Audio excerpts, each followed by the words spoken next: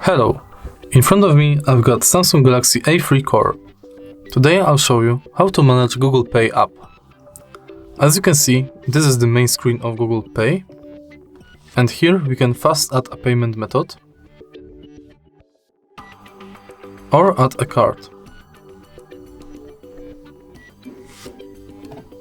By clicking here, we got access to our payment methods and participating banks.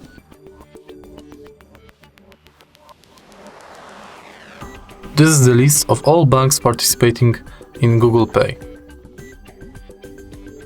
By clicking Activity, we got access to all our activity. Also, we've got settings. We can turn on email updates, Gmail imports, edit account info, and edit privacy controls. We can also turn on and turn off purchase notifications, updates about our passes, and offers and tips. By clicking here, we got access to our Google account.